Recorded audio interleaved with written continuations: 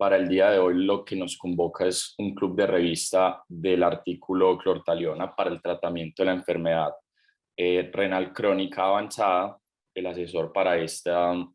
charla fue el doctor Fabián Jaimes. Entonces,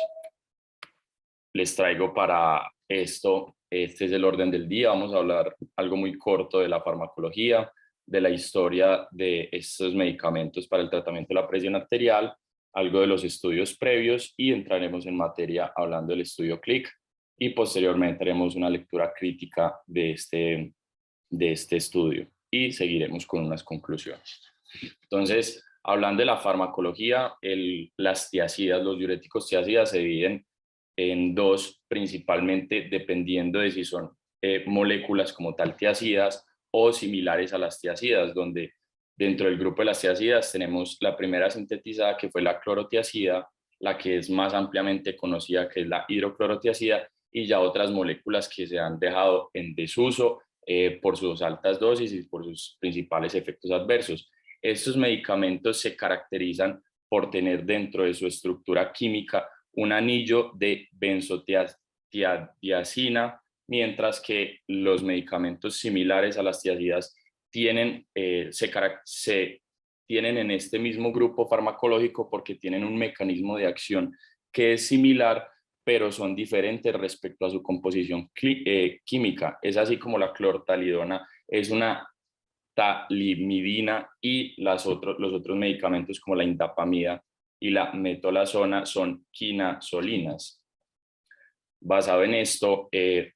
empezamos con algo de farmacodinamia. Su mecanismo de acción principal es mediante la inhibición del transportador de sodio-cloro en el túbulo contorneado distal, donde esta inhibición de este transportador va a aumentar la natriuresis, va a aumentar el sodio excretado, que esto se va a ver reflejado en unos efectos hemodinámicos como es la disminución del volumen arterial y el gasto cardíaco, que esto se va a ver principalmente reflejado en las primeras 2 semanas del tratamiento,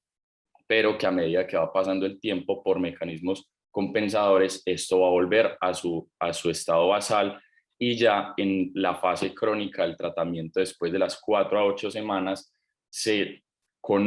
sabe que estos medicamentos tienen un efecto sobre la resistencia vascular periférica generando una vasodilatación. Sin embargo, el mecanismo específico por el cual esto es causado no se conoce de manera exacta y es así como estos medicamentos actúan sobre la presión arterial.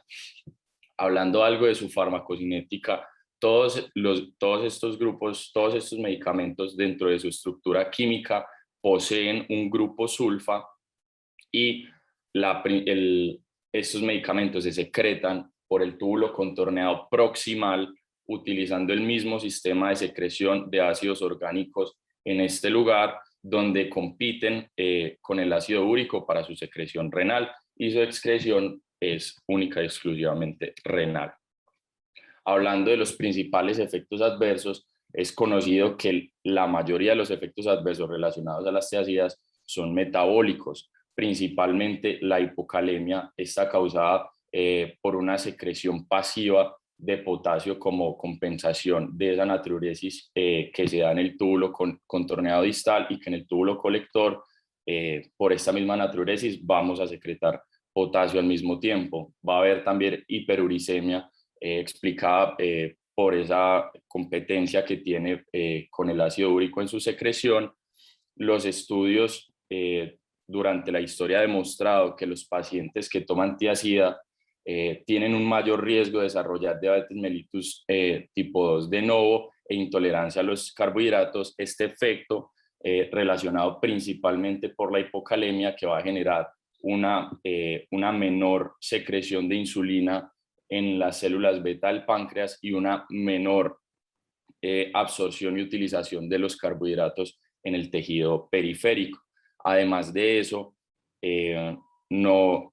se ha asociado a hiperlipidemia, a hiponatremia por la misma natriuresis, a hipercalcemia y a reacciones adversas alérgicas de hipersensibilidad, principalmente mediada por el grupo sulfa que tienen en su estructura. Hablando específicamente de las diferencias entre las tiazidas y los medicamentos similares a las tiazidas, lo principal es que los medicamentos similares a las tiazidas tienen una duración de la acción y una vida media muchísimo más larga, de hasta 3 veces, donde la clortaliona puede llegar a ser de 48 a 72 horas. Su equipotencia para la disminución de la presión arterial es mayor, necesitando menores dosis en los medicamentos similares a las tiazidas, y se ha visto en los estudios, aunque es controversial, que posiblemente el efecto de los medicamentos similares a las tiazidas sea mayor y sostenido con cambios en la presión arterial, no solo en las mediciones diurnas, sino también manteniéndose en las mediciones nocturnas. Hablando de su perfil de eventos adversos, vemos que la clortalidona pudiera ser similar respecto a los efectos adversos metabólicos respecto a la hidroclorotiazida, pero este efecto no se ha encontrado con la indapamida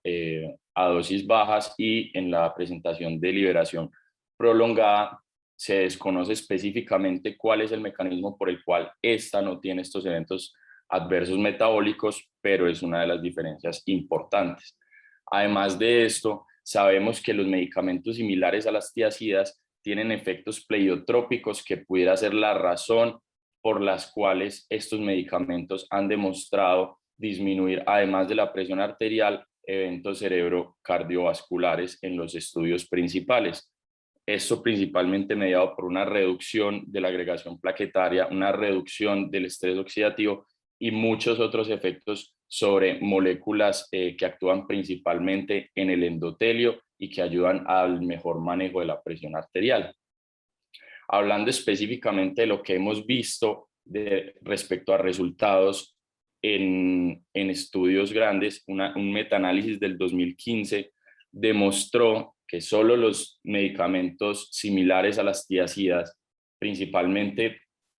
arrastrado por resultados de la indapamida en el estudio HIBET y también por clortalidona en el estudio OLHAT, han demostrado de manera importante una disminución en la mortalidad de todas las causas cardiovasculares, de falla cardíaca, de eventos cardiovasculares, pero que comparados con las tiazidas, cuando se le quita el efecto a las tiazidas de reducción en la mortalidad y en eventos cardiovasculares, que es causado por la reducción de la presión arterial, vemos que el efecto, que las tiazidas no tienen un efecto sobre eventos cardiovasculares o de falla cardíaca en estos pacientes. Entonces, es así como uno pudiera pensar que los medicamentos similares a las tiazidas tienen, además del efecto de disminuir la presión arterial, un efecto pleiotrópico que nos ayuda en estos desenlaces. Hablando un poco de la historia de estos medicamentos, las tiazidas, su introducción fue en 1957 por los doctores Novello y Sprague, donde ellos, en un esfuerzo para sintetizar un diurético que inhibiera de manera más grande y más efectiva la anhidrasa carbónica para el tratamiento de los pacientes con edema, con insuficiencia cardíaca crónica, sintetizaron la clorotiazida y se dieron cuenta que con este medicamento las pérdidas de sodio, potasio y cloro a nivel renal, así como la diuresis, aumentaban de manera importante cuando se comparó con la acetazolamida. Y como ha pasado muchas veces en la medicina, fue una serendipia lo que nos llevó a utilizar este medicamento para el tratamiento de la presión arterial, donde este doctor, el doctor Moser, en 1957 le pidió a los doctores Novello y Sprague que le dieran muestras de este nuevo componente químico para el tratamiento de sus pacientes con insuficiencia cardíaca congestiva, y él se dio cuenta a las 2 semanas de tratamiento que estos pacientes mejoraban de manera importante sus edemas y también tenían una disminución de la presión arterial de manera importante. Es así como en 1958 el doctor Moser hace un estudio con pocos pacientes, alrededor de 25 pacientes, donde se le adicionó la clorotiazida al tratamiento estándar de la presión arterial en ese momento, que era con derivados del mercurio e hidralazina, y se dio cuenta que había una disminución dramática de la presión arterial, llegando a disminuciones de hasta el 20% en estos pacientes. Y un año después, el doctor Freis utilizó la clorotiazida como monoterapia para el tratamiento de los pacientes con hipertensión arterial, encontrando que en estos pacientes también era efectivo. Siguiendo pues en la historia, después de haberse encontrado que eran medicamentos que eran efectivos en el tratamiento de la presión arterial y generalizando su uso en diferentes pacientes, y después de muchos estudios observacionales y retrospectivos donde se demostraba la eficacia no solo en disminuir la presión arterial, sino en desenlaces cardiovasculares, llega este estudio conocido por muchos, es el OLHAT, donde lo que se hizo fue comparar cuatro medicamentos antihipertensivos de los cuatro grupos principales que se tenían en ese momento para el tratamiento de la presión arterial, donde se evidenció que los cuatro medicamentos tenían desenlaces positivos sobre el desenlace primario, que fue una disminución de la enfermedad cardiovascular. Sin embargo, al comparar la clortalidona con los calcioantagonistas del amlodipino, se evidenció que tenía mayor efectividad en reducción de la tasa de falla cardíaca y de hospitalización por falla cardíaca, y asimismo, comparado con el lisinopril, tenía disminución de las tasas de stroke y de un combinado de enfermedad cerebrovascular, así como de enfermedad de falla cardíaca. Es así como, después de muchos estudios de varios RCTs, solo les traje pues el OLHAT como uno de los más grandes, hablando específicamente de las tiazidas, estas se recomiendan como tratamiento de primera línea de tratamiento de la hipertensión arterial, y específicamente hablando de los pacientes con enfermedad renal crónica, las principales guías, como esta, la Sociedad Europea de Cardiología del 2018, recomienda su uso como tratamiento de primera línea, pero con un pequeño asterisco, con un pequeño condicional, y es que en los pacientes que tienen una tasa de filtración por menor de 30 mililitros por minuto, se debería cambiar este diurético por un diurético de ASA, debido a que se cree o se sabe, pongámoslo entre comillas, que los diuréticos tiazídicos no funcionan en tasas de filtración glomerular por debajo de esta. Entonces pasamos a esta guía KDIGO para el tratamiento de la hipertensión arterial en los pacientes con enfermedad renal crónica del 2021, donde ellos también ponen a las tiazidas como un tratamiento de primera línea, con el mismo asterisco que las guías previas, pero estas buscan incluso una meta de presión arterial un poco más baja, en una meta de presión arterial sistólica de menos de 120 milímetros de mercurio en los pacientes que lo toleren. Entonces, hablando específicamente de por qué se cree o se sabe que los diuréticos tiazídicos no son útiles, pierden efectividad en los pacientes con enfermedad renal crónica avanzada, vemos que estas recomendaciones son basadas en estudios viejos de más o menos 1967 y 1969, donde en estos estudios se evaluó su efectividad como diurético, infundiendo a estos pacientes con enfermedad renal crónica avanzada solución salina y al mismo tiempo dándoles el diurético tiazídico, en este momento la clorotiazida, y evaluando posterior a esto en diferentes horas cuál era la natriuresis y la diuresis de esos pacientes, encontrándose que en definitiva en los pacientes con enfermedad renal crónica avanzada, la diuresis posterior a la administración de solución salina y del medicamento era muy poca o nula cuando se comparaba en muchos momentos con la furosemida. Sin embargo, cabe resaltar que en estos estudios se evidenció que sí había algo de efectividad en la reducción de la presión arterial. Entonces volvemos de nuevo a esta guía KDIGO del 2021, donde para el tratamiento de la hipertensión arterial en los pacientes con estadio 4, el arsenal de tratamiento para llevar estas cifras de presión arterial a menos de 120 queda un poco corto, dejando de lado a estos medicamentos que habían demostrado tanta efectividad y tantos beneficios cardiovasculares, donde como primera línea tendremos los IECAS o ARAS, los calcioantagonistas, los beta bloqueadores en caso de que tengan una indicación diferente a la hipertensión arterial para utilizarlos, Pongo ahí en rojo el diurético de asa porque es conocido que su efectividad como tratamiento antihipertensivo es muy pequeña o nula, y ya pasaríamos para el tratamiento de estos pacientes con medicamentos de segunda y de tercera línea, como lo son la espironolactona, los alfa antagonistas y los vasodilatadores, que bien conocemos su uso, pudiera tener múltiples eventos adversos. Entonces, haciendo una lectura y un análisis a la luz de la medicina basada en la evidencia, la recomendación de que las tiazidas no pueden ser utilizadas en pacientes con enfermedad renal crónica avanzada viene de un conocimiento tradicional que se sedimentó por un consenso que se basó en su momento en estudios con pobre confianza, en una evidencia de pobre confianza, donde no tenía el rigor metodológico que se tiene hoy en día para sacar conclusiones pues de este talante. Además, esta falta de efectividad se basa en que como el mecanismo de acción del medicamento es mediante la excreción renal de sodio, la natriuresis, y que las tiazidas actúan solo en el 5% total del sodio filtrado, en pacientes que tenían definitivamente una disminución de la tasa de filtración, las tiazidas no eran efectivas. Y basado en estos dos puntos anteriores, fue como en los principales estudios, en los RCT más grandes para la evaluación de los desenlaces de medicamentos antihipertensivos como son el SHIP y el OLHAT, se excluyeron pacientes con creatininas mayores a 2, y en estudios posteriores más nuevos como el SPRINT, aunque se tuvieron pacientes de hasta tasas de filtración de 20 mililitros por minuto, el uso generalizado en pacientes con tasas de filtración menor a 30 las tiazidas es mínimo. Entonces acá uno se empieza a preguntar, ¿será que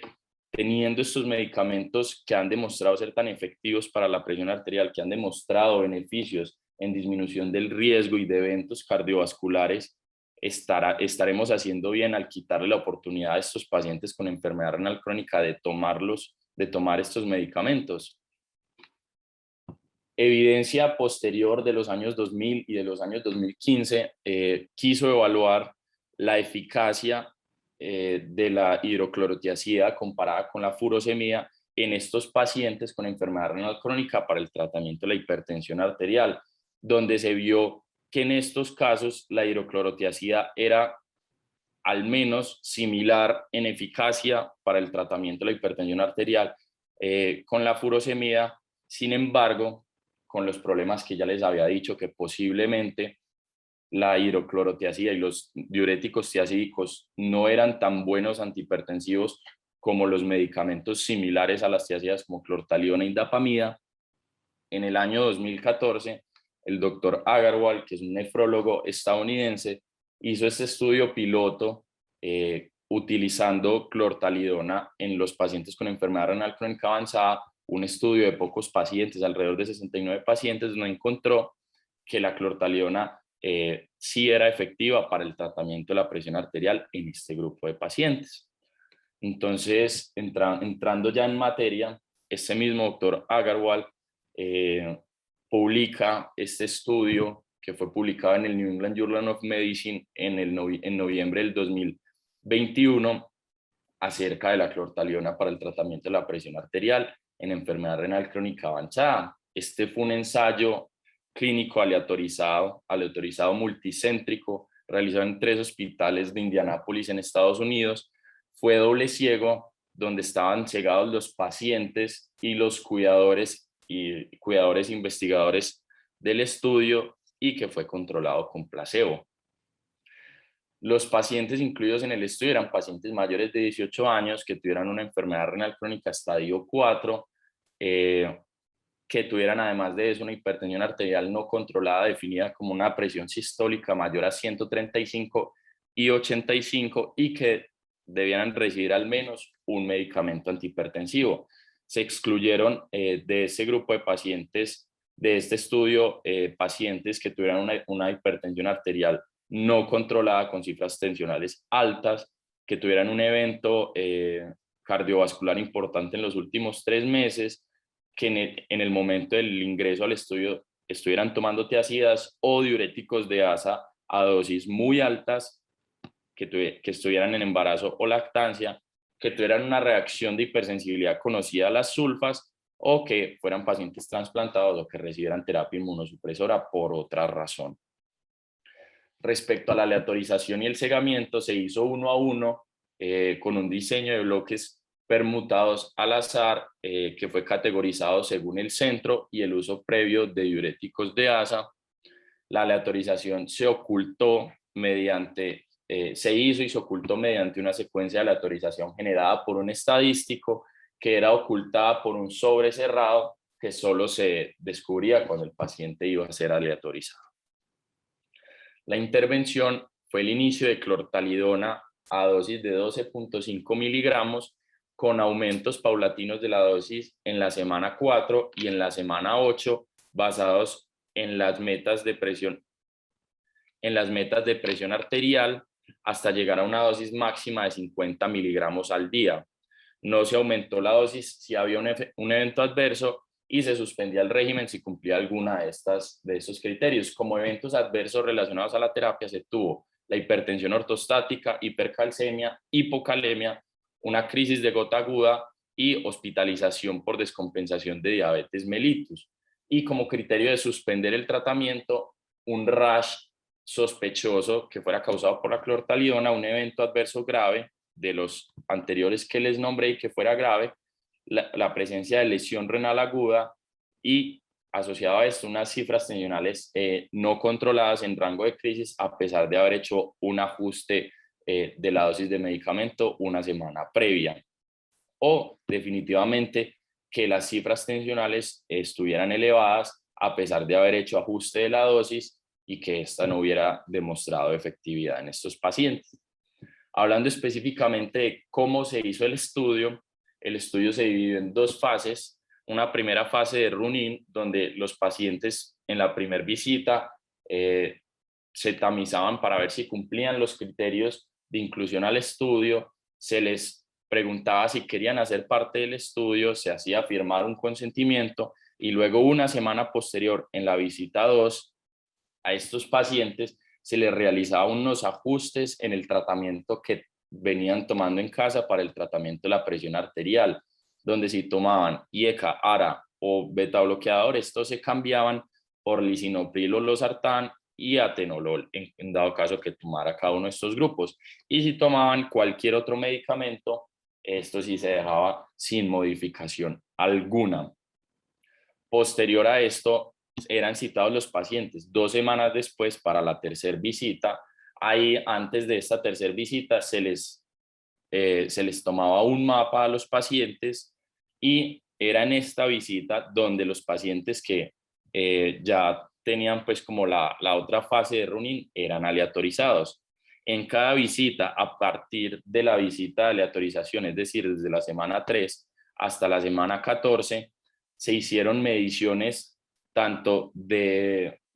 exámenes de sangre como volúmenes de marcador por el índice de renina-aldosterona, los péptidos natriuréticos, una medición del volumen corporal por pletismografía y una medición del índice albuminuria-creatinuria en orina de 24 horas. Además de eso, en la semana 0 de aleatorización y en la semana 12 se realizó mediciones de la presión arterial mediante un mapa, y en cada visita después de la aleatorización, cada 4 semanas, se realizaban mediciones de la presión arterial ambulatoria con un tensiómetro digital que se le entregaba a los pacientes, donde ellos debían la semana previa a la visita tomarse la presión arterial al menos 3 veces al día durante 3 días consecutivos, y de ahí se promediaban las presiones arteriales para definir si se hacía cambios en el medicamento que se le estaba administrando, si tenía una presión arterial por fuera de metas definidas. Y al final del estudio, a las 12 semanas, donde era pues como el tiempo donde se utilizaba el medicamento, en ese momento se volvía a tomar el mapa, se hacían todos los exámenes de sangre, se le quitaba al paciente el medicamento y se le pedía que viniera a las siguientes 2 semanas, donde había una fase de washout donde se quería que ya el paciente no tuviera efecto del medicamento, y se evaluó asimismo la presión arterial mediante una toma ambulatoria de la misma y mediante exámenes de sangre. Entonces, hablando pues como del seguimiento, importante saber que el mapa se hizo la semana 0 y 12. Las mediciones de exámenes de sangre, de pletismografía y de orina se hicieron cada 4 semanas después de la aleatorización y 2 semanas después de haber terminado el estudio, después de esa fase de washout. Y eso fue pues como principalmente el seguimiento. Respecto al análisis, ellos calcularon una muestra de 128 pacientes para tener un poder del 80% para detectar diferencias de 6 milímetros de mercurio en las presiones arteriales. Estos datos fueron basados en el estudio piloto que había hecho el doctor Agarwal previamente, y ellos calculaban que la pérdida iba a ser de alrededor de 20%, por lo cual decidieron sumarle a estos 128 pacientes estas pérdidas esperadas para un total de 160 pacientes en total. El análisis que se planteó fue por intención a tratar, utilizando un modelo mixto para mediciones repetidas que incluían la variable de respuesta. Es decir, utilizaban el mapa del ingreso del paciente y lo comparaban con el mapa al final del estudio a las 12 semanas, teniendo este modelo mixto de mediciones repetidas para las presiones arteriales, que también utilizaba variables independientes como corrección, que era dependiendo del grupo de aleatorización, el tiempo de la medición de la presión arterial, sobre todo en la semana 4 y 12, si tenía el uso de diurético de asa previo, y interacciones entre estas variables. Como ellos esperaban una pérdida de pacientes en el seguimiento, ellos generaron un modelo de predicción para imputar los datos que hicieran falta de estos pacientes que se perdían en el seguimiento, utilizando diferentes variables de predicción de las posibles cifras de presión arterial que tuviera el paciente al final del estudio, utilizando el mapa inicial, las mediciones de la presión arterial ambulatoria, a qué grupo estaban asignados y el diurético de asa. Hablando de los desenlaces, el desenlace primario que se buscó fue la evaluación del cambio en la presión arterial de base comparado con la presión arterial a las 12 semanas, esto medido mediante un mapa. Como desenlaces secundarios, se quiso ver qué cambio había en el índice de albúmina creatinina cada 4 semanas, y al finalizar el estudio, qué cambio hubo en los índices de volumen,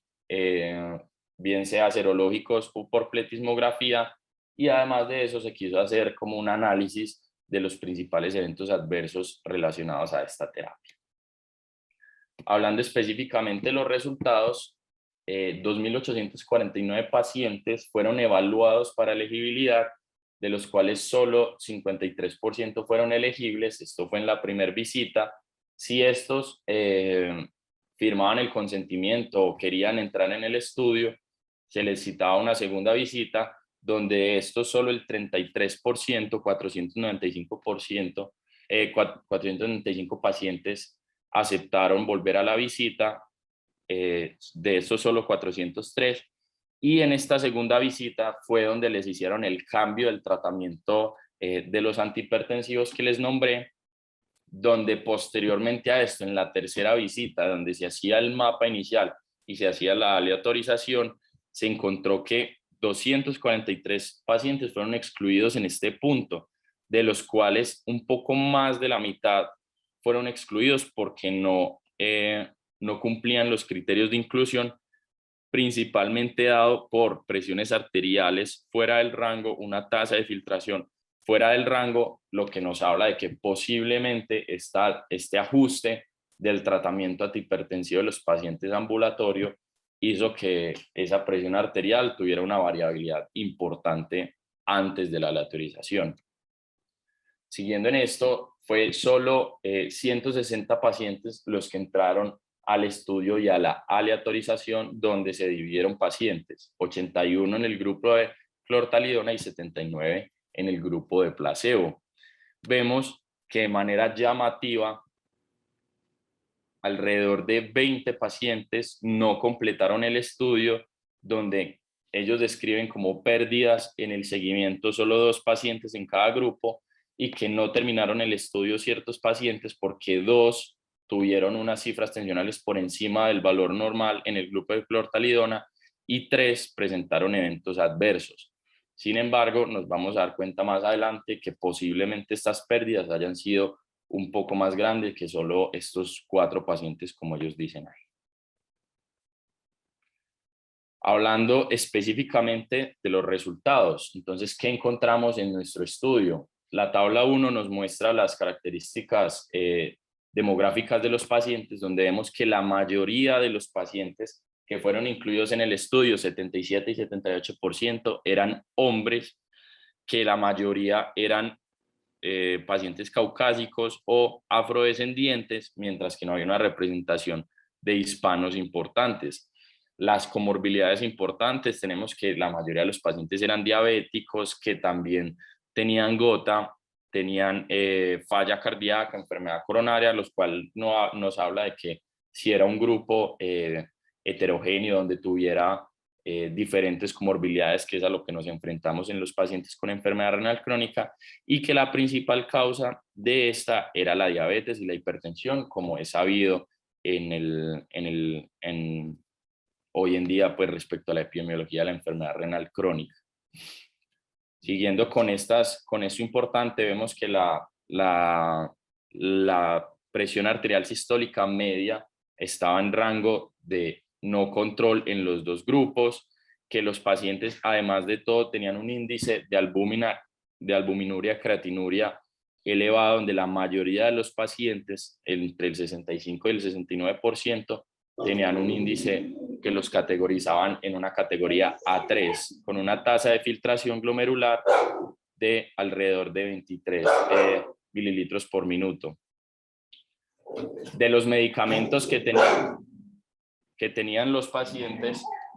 la mayoría, el 98% de los pacientes, tomaban IECAS o ARAS o beta bloqueadores, divididos pues como en esta forma. Y de manera importante y llamativa vemos que el 60% de los 2 grupos tomaban diuréticos de ASA, y que, como ya les había dicho previamente al inicio, el uso de medicamentos de segunda y de tercera línea en estos pacientes es importante. Vemos que bloqueadores alfa-adrenérgicos o vasodilatadores se utilizaba casi hasta en 1/3 de estos pacientes. Siguiendo con los resultados, con el desenlace primario, vemos que para la presión arterial sistólica, en la medición de las 24 horas del mapa, el cambio a las 12 semanas fue de 10.5 milímetros de mercurio a favor de la clortalidona, donde en el mejor de los casos fue 14.6 y en el peor de los casos de 6.4. Vemos que este efecto también se mantuvo en la presión arterial sistólica, en la presión arterial diastólica, perdón, pero que esto no se vio alterado, este tratamiento con clortalidona no alteró la presencia o no del DIP en los pacientes. Es decir, no hubo cambio en esos pacientes que eran DIPers o que eran no DIPers, es decir, que no tenían una disminución normal de la presión arterial durante el sueño. Llamativamente, y los investigadores hablan de que los datos de 20 pacientes se perdieron, no se tenían los datos de 20 pacientes al final del estudio, es decir, no se tenía el mapa final o no se tenían las presiones arteriales tomadas en casa de 20 pacientes, por lo cual estos datos de estos 20 pacientes fueron imputados según el modelo que les había nombrado previamente, siendo pues un número de 20 no despreciable, y que la dosis promedio en el grupo de intervención para clortalidona fue de 23.1 miligramos al día. Hablando del desenlace primario en esta gráfica, vemos que la disminución de la presión arterial empezó incluso desde la semana 4, que se mantuvo hasta la semana 12 de manera estadísticamente significativa, pero que posterior a quitar el tratamiento, esta presión arterial tiende a normalizarse de nuevo, como si no hubiera tenido el paciente tratamiento. Hablando del desenlace secundario, no hubo cambios en el peso total del paciente medido por pletismografía, y respecto al desenlace secundario de la albuminuria, sí vemos una disminución de hasta el 50% de la albuminuria, que fue estadísticamente significativa comparado con el placebo a las 12 semanas de tratamiento, y que incluso este efecto logró persistir las 2 semanas posteriores a ese washout sin medicamento. Hablando específicamente de la tasa de filtración glomerular, se vio que estos pacientes con el tratamiento de la clortalidona tenían una disminución que iniciaba a las 4 semanas de la tasa de filtración glomerular de menos 2.3 mililitros por minuto, que estuvo hasta que se utilizó el tratamiento, pero que posterior a quitar el tratamiento volvió a su basal. Entonces esto nos habla de que hay una disminución que es reversible de la tasa de filtración glomerular y no como tal una lesión renal aguda per se que nos cause pues como esta elevación de la creatinina. Hablando de los eventos adversos específicamente, como era de esperarse, la mayoría de los principales eventos adversos que se vieron, diferentes a los del placebo, son los metabólicos ya conocidos relacionados al tratamiento con diuréticos tiazídicos: la hipocalemia, hipomagnesemia, hiponatremia, hiperglicemia, hiperuricemia,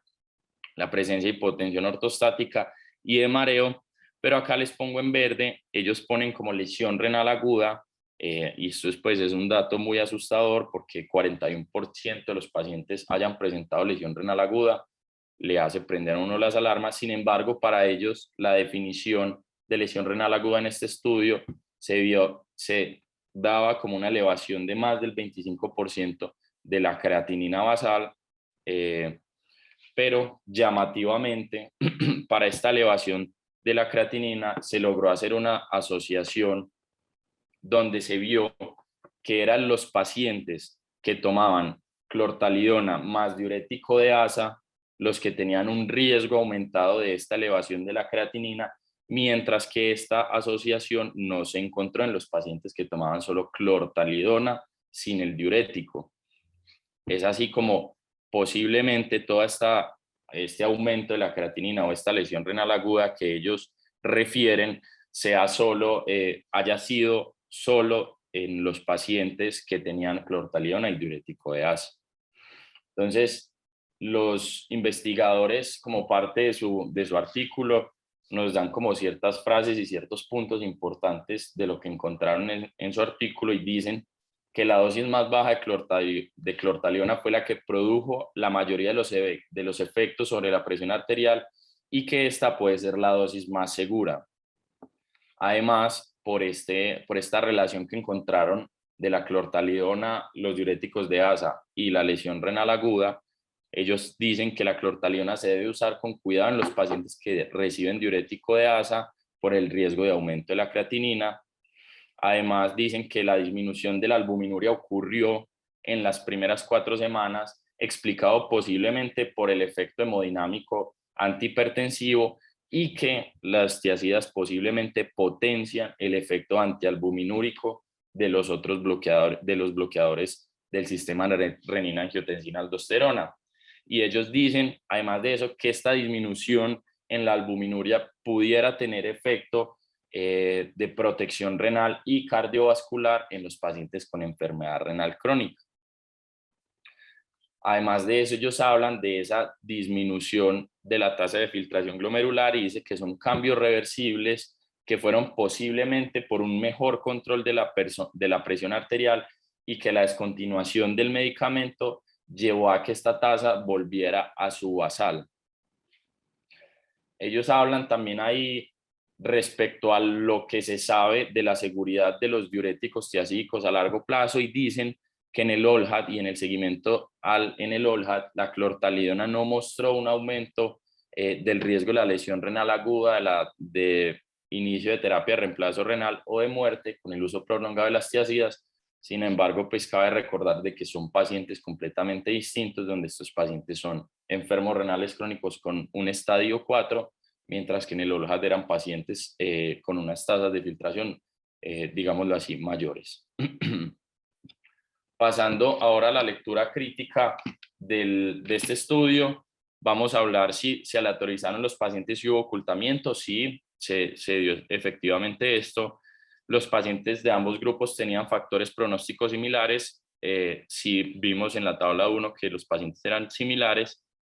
Se mantuvo el balance a medida que progresó el estudio. Sí, tanto pacientes como los investigadores y cuidadores de los pacientes, que eran los que les hacían los seguimientos de visita y realizaban los ajustes de la terapia, estaban cegados a qué medicamento tenía cada paciente. Hablando específicamente si hubo balance del pronóstico al final del estudio, el seguimiento considero que no fue completo porque vimos que faltaron datos de hasta 20 pacientes al final del estudio, lo cual, aunque se utilizó medidas de imputación para estos datos, pues uno no queda del todo tranquilo. El estudio no fue detenido de manera temprana y los pacientes analizaron en el mismo grupo de aleatorización, sí, y se hizo efectivamente como se quería desde un inicio, un análisis por intención a tratar. Respecto a los resultados, ya hemos hablado pues como extensamente de esto, demostró una disminución de 10.5 milímetros de mercurio en la presión arterial sistólica comparado con placebo,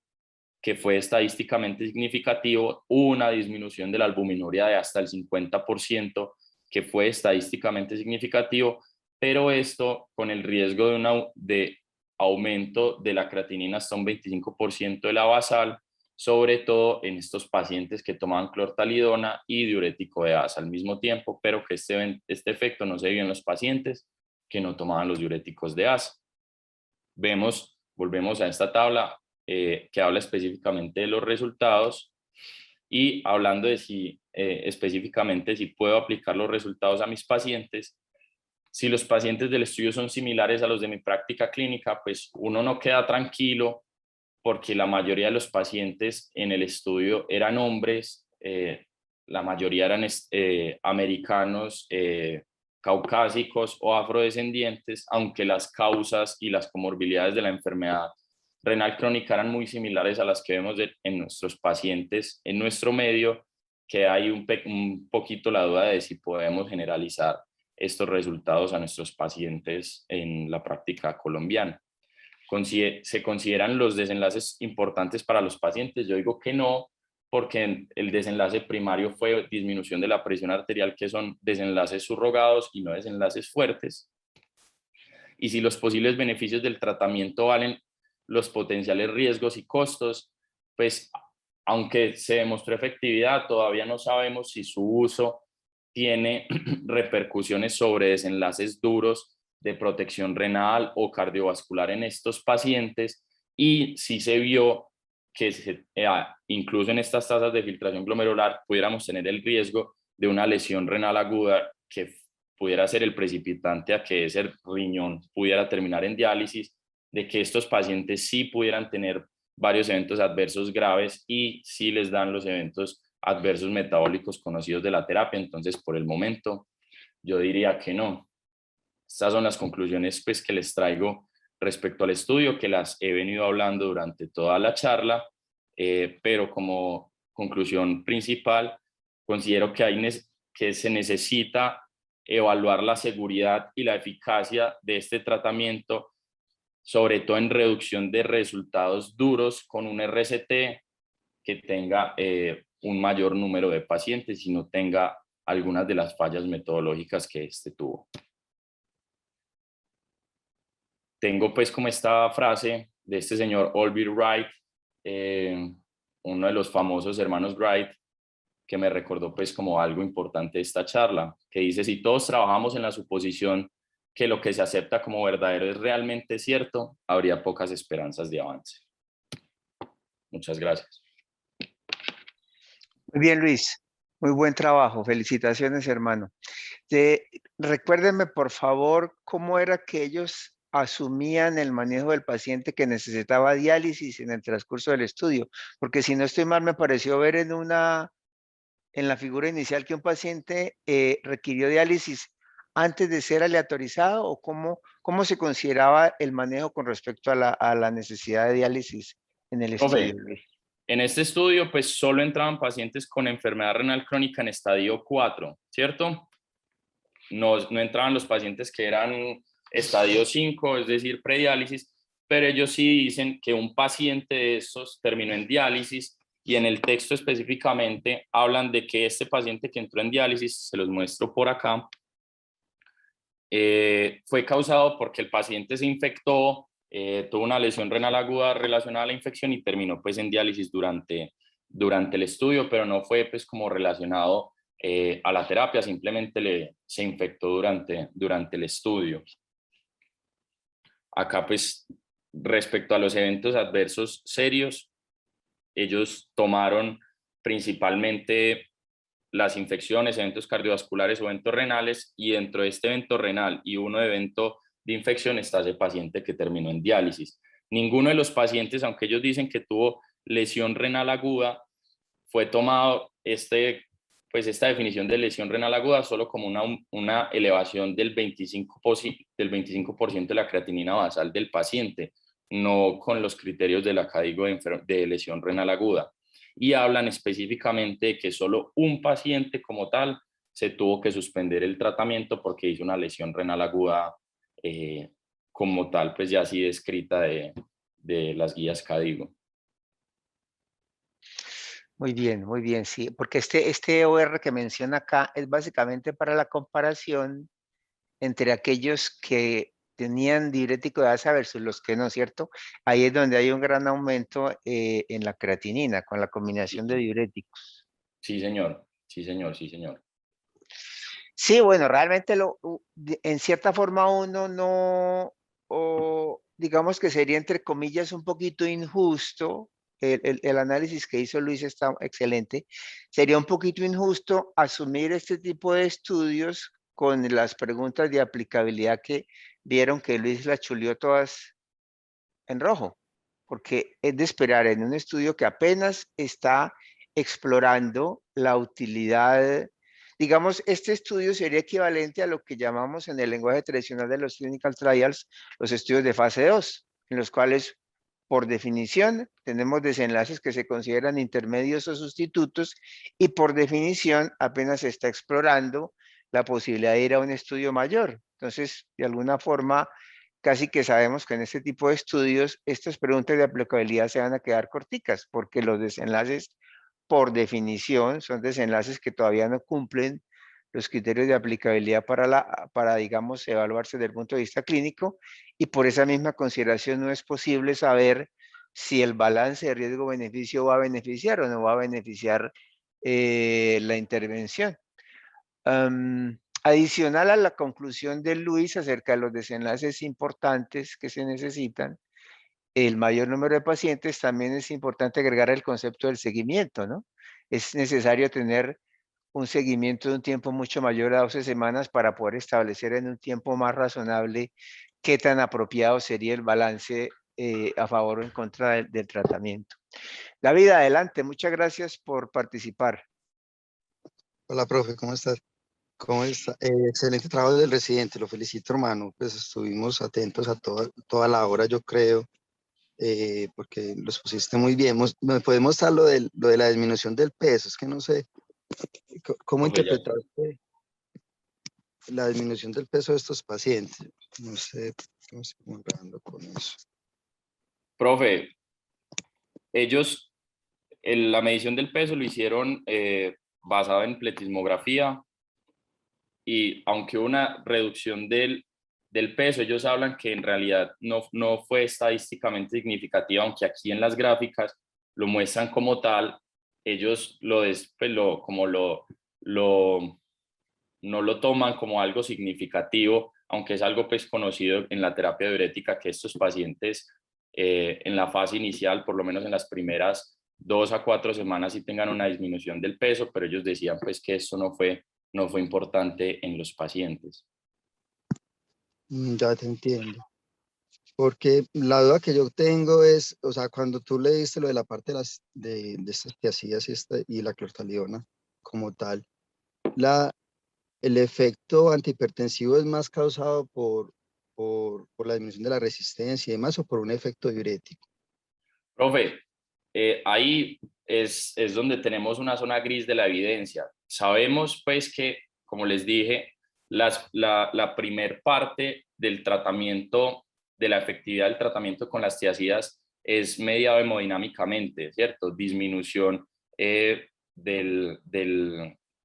la parte pues como arterial de la volemia principalmente y del gasto cardíaco, pero se sabe que estos medicamentos a largo plazo tienen un efecto vasodilatador mediado por sensibilización del calcio, por sensibilización de canales de potasio, que esto mejora la relajación del músculo liso y genera cierta vasodilatación, pero profe, en realidad buscando en la literatura sobre este efecto, principalmente por el momento sabemos muy poco respecto a cómo es que las tiazidas generan un mecanismo vasodilatador en estos ¿Y cuál pacientes, es pero se y conoce cuál- pues ajá. ¿Y de cuál es la que, premisa de descontinuar nuevamente volver a descontinuar el medicamento? ¿Cuál fue la premisa de ellos? profe, lo que ellos querían ver era qué pasaba con esos valores tanto de presión arterial como de los desenlaces secundarios cuando se quitaba el medicamento. Si el medicamento pudiera ser, o sea, si definitivamente el efecto que tenía el medicamento durante el tratamiento, sí era por eso, o sea, al quitar la clortalidona, si ese efecto que se vio, definitivamente al quitarla ya no estaba, que fue Bueno, entonces, ajá. lo que se encontró en esos, la Pues albuminuria. ahí va una de las cosas que la verdad no sé manejar muy bien. Yo creo que el profe ya me puede decir si me ayuda con eso o me orienta mejor, porque puede que sea un error de interpretación. Pero esa descontinuación no sé hasta qué punto afecta el estudio, porque pone la gráfica anterior. Si estos pacientes realmente lo que está pasando con la tiazida es un efecto diurético importante y esos pacientes siguen disminuyendo peso más por el efecto diurético que realmente por otra cosa, porque es que sí llama mucho la atención que esos pacientes sigan bajando de peso. Luego le reiniciaron, le descontinuaron la clortalidona y luego volvieron a aumentar de peso. Entonces, si eso sigue en el tiempo, realmente uno lo que se debería preguntar es si lo que estamos haciendo con estos pacientes es causándoles una sobrediuresis y no solamente eso, si esos pacientes entonces esa alteración renal, que aunque fue leve, en el tiempo sea más significativa. No sé si me entendieron. De acuerdo, profe, de acuerdo. Y ahí estoy yo también a favor de lo que dice el profe, y es que necesitamos tal vez un estudio con un seguimiento a más largo plazo para ver qué pasa con esa disminución de la tasa de filtración, cuál es el efecto a largo plazo del tratamiento con clortalidona en estos pacientes. Sí, de Claro, pues. acuerdo. Era lo que les mencionaba ahorita en la presentación final de Luis. De hecho, en términos realistas, esas preguntas de aplicabilidad no, o mejor, el estudio no es analizable por definición desde el punto de vista de los estudios de los que se llaman estudios pues, de fase 3. Es decir, el concepto acá es que el estudio debemos considerarlo no apto todavía para tomar decisiones clínicas con los pacientes, sino para mirar con una cierta flexibilidad, estar atentos a yo no sé si Luis acató buscar en Clinical Trials, debe estar ya un estudio registrado con un seguimiento a mucho más largo plazo. Pero en el momento, todas esas dudas que les generan a ustedes, el comportamiento a largo plazo de si existe un potencial empeoramiento de la función renal, si esto acelera la diuresis, si el efecto antihipertensivo se puede perder a medida que el efecto potencialmente diurético también se haga menos efectivo, se pierda. Todas esas cosas solo las podemos saber con un estudio que involucre más pacientes y más tiempo de seguimiento. Es la única manera de tener una respuesta definitiva. De momento, pareciera difícil solamente con este estudio tomar decisiones acerca de la aplicación práctica real en los pacientes con falla renal crónica en este estado, por lo menos. Sí, profe, yo creería que nos abre la puerta y por eso les traje como esta conclusión, nos abre la puerta a no echar en saco roto por las razones que teníamos antes del uso de los diuréticos tiazídicos, específicamente clortalidona, en el tratamiento de la hipertensión arterial, de que es un campo que creíamos que no se podía dar por razones tal vez no tan válidas, pero que este estudio nos abre pues como la puerta a posiblemente hacer un RCT más grande y ampliar pues nuestro arsenal en estos grupos de pacientes. De acuerdo, Luis. Muchas gracias. Bueno, si hay alguna otra pregunta o comentario, inquietud de los participantes. Usted comentó, Luis, invitó a los profesores de la sección de nefrología, hermano. ¿Comentó con los profesores de nefro? No, profe, no los invité.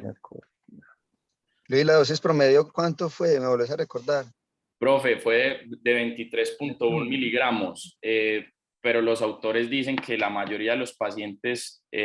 tomaron la dosis mínima, que fue de 12.5 miligramos, y con eso llegaron al control de la presión arterial.